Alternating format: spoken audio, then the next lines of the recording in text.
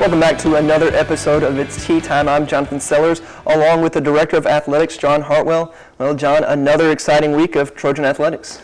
Was a great weekend, highlighted by the 66-3 football victory over Savannah State, and a great crowd for the weekend. A lot of festivities going on. We had band day, we had the parade of flags, so it was a great weekend. And it was a little easier to watch than the overtime thriller against UAB, but just a good win overall. Yeah, it certainly was, and with the short week this week, leaving tomorrow to go to Arkansas State, to play them in a Thursday night ESPNU game. It was good to be able to rest some guys early in the game and let some of our second and third team guys in, and those guys did a great job. And you mentioned band day. They helped attendance, but another just good attendance overall, over 20,000 for the second straight week. Really was. We had 20,000 some change. That combined with the UAB game, which I think was the 11th largest crowd ever to see a Troy home game. Almost 43,000 people going through the turnstiles in the first 2 weeks. So we're very appreciative of that, and obviously those fans help us create a home field advantage that we want. And a little different schedule this year because some long breaks between home games. We now don't play at home again until homecoming on October 5th against South Alabama. So certainly for those fans out there that may not be here local, start making your plans to attend homecoming. Yeah, that'll be a great game, and that's a noontime kickoff, and we'll get to that more later, but there are more opportunities to come see Troy play at home. Absolutely. And another performance from this past week we didn't get to talk about was the fans. The fans did a great job with the vote for Corey Robinson, who had a great job against UAB, also did a great job against Savannah State. Certainly did, and Corey was one of 4 nominees for the AT&T All-American Player of the Week, and Corey won that, and our fans, again, did a great job of getting out and voting early, voting often for him, and a recognition not just for Corey and his teammates, but certainly for the university as a whole. Some national exposure there that you really can't put a price tag on the value of that. Great to see. And another thing that happened on Saturday was the softball dedication for the groundbreaking, of the new facility. Yeah, it was Saturday morning. We had our entire softball team, along with the coaching staff out there, some of our Board of Trustees members, Dr. Hawkins. So we probably had 200 plus folks out there. Actually had it in the parking lot of the softball facility because literally construction is ongoing right now. Really, I should say demolition prior to construction, as Whaley Construction Company is out there, has already knocked down the old dugouts and the backstop and taken out the stands, and they are going full bore now to get that project completed with a target date of February 7th, which is our opening game against Auburn. Exciting game, and hopefully a new facility to be a part of. And can you give just a little bit of a rundown of what this facility is going to be? Sure. It will obviously have new permanent grandstand seating, chair backs. It will have about 120 chair back seats in the center section, new dugouts, new locker room for our Trojan softball team, along with covered indoor pitching and hitting facilities, along with down the third base line, which there's an existing hill, but that will be made into a nice landscape berm where fans could sit out there and really, when completed, we'll have one of the best, if not the best, softball facility in the country. And some other exciting news happening this week. Last week we heard that Troy rescheduled to play at LSU again. It's happened a few times before, and now we're going to go back there. And also you told me that we're going to be going to Nebraska in the near future. Sure, hot off the press actually. Here in about 30 minutes we'll do a release for us to go to Nebraska 2018. It will be a new record payoff for a guarantee game, $1,150,000. So, a place that longtime Trojan fans are familiar with. I think we've been to Lincoln a couple of times, but the opportunity to go again in 2018, and the folks that I've talked to, I've actually never been to Lincoln to a football game, but some of the folks affiliated with our program said by far the best hospitality of any place they've been. They treat you very nice. So. We'll look forward. I know that's a few years off, but nice road trip to Lincoln, and we actually have one more BCS big dollar announcement, if you will, coming here in the next 2 or 3 days as well. So, and what exactly does that dollar amount mean for the program? I mean, saying that you're getting that much money, that doesn't just go straight to the football program. I mean, how does it help athletics? Really, it helps athletics as a whole, and certainly we all understand that football is the engine that drives the train, if you will. That it's the program. Yes, they spend the most money, but they also bring in the most money as well, and helps everything we do in athletics, because over $1.1 million to a total budget of about $18 million is very significant. About 7 or 8% of our entire budget just off of one football game. So we'll continue to look at those things as we schedule going forward. Really, our philosophy is going to be certainly you've got built in 4 home games, 4 away games conference-wise. Right. And then so for our 4 non-conference games, we'll look to play 1 big money game like that, look to play 1 FCS game, such as Savannah State was this past weekend, where we pay for them to come in to play us. And then the other 2 slots, a home and home, looking to fill with home and home series, 1 at home and 1 away each year. So we have a standard of 6 home games. And do you think this kind of sets a precedent, this dollar amount, saying we're not going to travel to your place unless we get this much money, or unless you come to our place too? It certainly sets a benchmark. However, the one thing you've got to take into consideration is what it costs you to get there. Obviously, going to Nebraska, we're going to have to fly. That's not a bus ride. So you're looking at $100,000 for a charter aircraft. So when you look at those things, you've got to look at what the net value back to the program after paying expenses is. All right. Well, big game coming up this week, Thursday night, ESPNU against Arkansas State. It's a big one. Absolutely. National television audience. Arkansas State is a team that has won the last 2 Sun Belt Conference championships.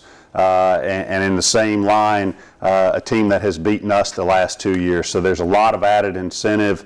We have a coaching staff member who left our staff during the off season, went there. They actually tried to get another member of our staff that we were able to retain.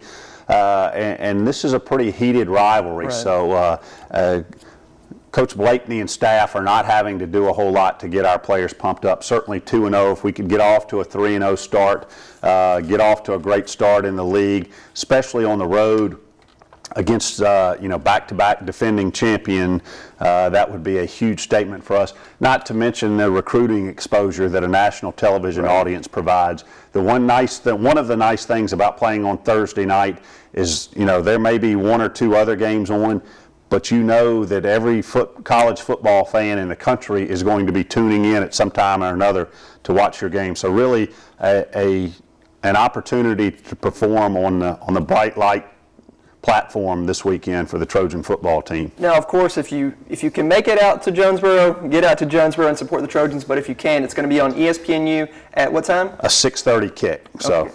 Well, thank you for joining us, and we'll see you again next week. Thanks so much, Jonathan. All right, stay tuned for more. It's tea time. Troy has given to me so much more than I ever anticipated, and it creates that desire to keep doing something better. There's a perfect opportunity to get involved. Troy has many organizations here on campus that just give you the opportunity to find your niche here, to find your home, to find your passion. On campus or online, Troy offers you the hands-on experience you need to pursue an exciting career in communications and journalism. Troy University. It's all you need to know. My name is Liz. I study broadcast journalism at Troy, and I am a Troy Trojan. We're back on Tea Time, and now it's time to talk a little bit of soccer with the head coach, Chris Bentley. Coach, a tough weekend with 2 losses on the road at UAB first and then at Auburn. Can you give us a little insight into those? Honestly, I think that it was one of those weekends that we had to step up our level of play, our standard of play. Not that we can't compete with those teams, but I think we weren't really ready for that level of play in a sense. I think our girls have it in their capabilities to be able to play with those teams, and I think this is a perfect weekend for us to step up and learn how to play and raise our standard of play. And I think this weekend is going to be a good mark for us to look at now to I think it'll be that place that we look at, or that weekend we look at as our changing point where we raise our standard for the rest of the year. And what exactly did you tell your team after those games? You know, we really view our non-conference schedule as a preseason. It's important for us to look at it that way because at the end of the day, RPI, the way it all works, everything, we'd have to go undefeated and play some big-time schools to get in that large bid. It's just never going to really happen. And Denver's proven that a few years ago when we had a stronger Sun Belt conference in a sense. So certainly from a soccer perspective. So for us, really, it's about preparing ourselves to be as best we can, you know, peaking come conference tournament really, to win the tournament to get into the NCAA tournament. So we view a lot of the preparation from non-conference moving forward as preparation. I'm not really into moral victories, so to say. To me, what we're about is progress, and we certainly saw that this weekend. All right, well, very good. And you're at the end of a 3-match road trip this weekend at Jacksonville State. What will you see against the Gamecocks? You know, every time we play them, they're a different team. I know it sounds weird, but usually you get a lot of tendencies that are the same. They have a new coach now, so we'll see what happens. But I think that becomes consistency. The way we play, we have a certain standard and a certain style of play. With them, it just depends on what shows up on the day. It's always interesting. I think with the new coach there, they're going to have more of a certain style that they do play. He used to be at Mississippi State, and we knew what to expect in many ways. He just looks for a forward three to kind of lay off and hit a midfielder, put it through. So it's not real complex, but it's just one of those things you got to be organized to deal with. To be fair, both Auburn and UAB have the similar styles of play. The difference would be that it's probably going to be slower now against Jacksonville State, and I think that's one of the things that we took out of this last week, and that'll certainly have us prepared for this weekend. Well, and then again this weekend, Sunday, you'll be at home. Got to be excited to be home against Murray State. Yeah, it's relieving. I mean, we had a tough trip, actually, to be fair, last year. We went all the way up to Murray State for a one-day kind of thing, and I think it'll be great to get them at home. It'd be nice to kind of get back at them. We lost them 1-0 last year, and it was really on a game that we all wanted back. So I think, you know, it's a good time to get back here and compete. But, you know, we love being at home. It's just nice to have your fans, your family here, and be around an environment that you're comfortable in. Well, good luck on Friday, and as Troy people are known to say, you got to whoop Jack State, and they get home Sunday with the victory against Murray State. You got it. All right, stay tuned for more. It's tea time. We graduate passionate people who are excited about their degree and about their profession. Hospitals, facilities, they want Troy graduates. From undergraduate to nurse practitioners, Troy nurses are sought out. Troy offers you an extraordinary education and a degree sought after by top employers. Troy University. It's all you need to know. I'm Kelly. I'm a nurse practitioner. I have my doctorate from Troy, and I'm a Troy Trojan. Welcome back to It's Tea Time, and now joined by Coach Jeff Jenkins. It's time to talk a little cross country. And your team was all from competing last week, but y'all were still practicing, getting ready for your upcoming meet. So how has the team progressed since that first meet? Right, in 14 days with no racing, including having a Friday meet, which is a little untypical, they've come a long way. They've done really well. We're starting to see some things where people aren't just putting one workout that's good. They're starting to put back-to-back workouts that are going great, and that's when you realize that you're starting to get a lot better. And still seeing more out of the freshmen. I know we've talked about the youth. Are they still progressing along as well? Yeah, absolutely, and that seems to be the hot topic. That's all we ever talk about is the freshmen, how they're doing. But you know, they're continuing to make that transition. The good thing is they are making mistakes. There are a lot of mental mistakes that they're making, a lot of mistakes in training that they're making. But they ask a lot of questions and they're learning from them, so that's good. We're in a good place now. Who has really stepped over these past 2 weeks going into this meet? We continue to see the top guys and the top girls really step up and do a good job. Enoch and Julia have been doing really well. Things have changed a lot in the training and in the racing. Julia has been outright our #1 girl lately. But on the women's side, Michaela Hodges has been doing really great. Freshman. We ran a workout this morning and she was with Julia stride for stride the whole way. The entire duration of the workout, and I think on the few last reps, she was pushing Julia through. So hopefully we'll see something happen when we race 6K at South Alabama. On the men's side, the freshmen are still kind of being freshmen in their workout. They're trying to push it with Enoch early, and they fade late. But a couple of people that have done really well with pacing themselves and doing well late in the workout, Sam Amons, he's done really well, and Tim Bolger has been right there with Sam. And maybe early in the workout they look like they're behind a little bit, but the best part is that late in the workout they're crushing everybody else in their reps. So. Now you're heading to South Alabama this weekend. Can you give us a little preview of that meet? Yeah, well, it's a meet that we go to every year. It's usually a good-sized meet, somewhere around 20 schools. It's going to have a nice high school meet there, so they're a little bit recruiting on the side. And we're obviously going to be racing South Alabama. There's going to be some other Sun Belt schools and other South Region schools that are going to be there. The course is a little different. I'm not familiar with the course that they changed it to. It's going to be at a fairground, which I kind of just think that it's going to be flat. So I think it's going to be an opportunity for people to run on a flat course. But we're changing our travel party up a little bit, and with having so many freshmen, we really don't know who our top guys and who our top girls are. So we have to give some people opportunities to race against other people in longer races. You know, at the home meet we raced 3K and 5K, and it's really not fair to tell somebody that they didn't make the top 10, so they're not going to get to travel. Right. So we kind of mix it up a little bit, and you'll see a little bit of changes in that meet in the results for the people that we had traveling, so that later on in the season we could take the top people and figure out who we have. Now I know you can't exactly replicate the course down at South Alabama, but going into a meet like that, do you try to find an area around town or something on the track that you can do to kind of simulate what they're going to face? Well, absolutely, and the ultimate goal is to simulate the conference championship course, which is really easy to do since it's our home course. And you know, for them, we try to do a little mental preparation, visualization for them, so they can know what to expect when they get to that course. But for everybody in this case, not just the freshmen, it's still a little unfamiliar because it's been at another park, and so things have changed quite a bit. But I think we'll be ready for whatever we see. All right. Well, good luck coming up this weekend, and hopefully you'll have some good results. Thanks, Jonathan. All right. More It's Tea Time coming up. I was looking for something that if I had to take online, I could still take it, but I wanted that personal touch that Troy offers. I needed to be able to work around my schedule because I still support my family full time, and I needed to be able to be flexible, and Troy met those needs. On campus or online, Troy offers you an extraordinary education with the flexibility you need. Troy University. It's all you need to know. My name is Jeremy. I am a criminal justice major with Homeland Security. I needed to reinvent myself, and I chose Troy. And now for our final look at Trojan sports on It's Tea Time, we're going to talk a little bit of volleyball with the head coach, Sonny Kirkpatrick. Coach, it was another tough weekend up at Auburn, facing some tough opponents. Could you just give us a little rundown of what happened up there? Well, we came back with a 1-2 record. Wisconsin Green Bay was a very good team when you're going in. They ended up winning the tournament. They beat Auburn in 5 later the evening after we played them.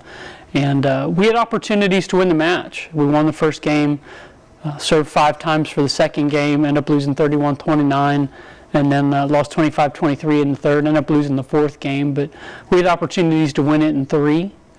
Very quality opponent out of the Horizon League. Played Mercer that evening, beat them, and moved to Auburn the next night. Won the first set. Played very poorly in sets 2 and 3, and then had an opportunity to possibly steal the fourth game and ended up losing in 4. So while we did not have the results we were looking for, we played pretty well at spots, and we changed the lineup around a couple times to try to get matchups, and I thought our team played pretty well. They showed flashes of brilliance, and we just need to show more than flashes. Now, I know coaches don't like to believe in moral victories, but do you see some moral victories out of that weekend, playing so close to some of these teams, or you just throw that out the window? Moral victories are for people that don't have expectations, and we have high expectations, so there were no moral victories at all. Very disappointed in the way that we played at times, and I need to do a better job coaching them and getting them prepared. Now, one of your players, a freshman, Kaya Cheatham, had a good week, was named Sunbelt Freshman of the Week. Can you talk about her progression so far this season? Well, she's come a long way in about 5.5 weeks.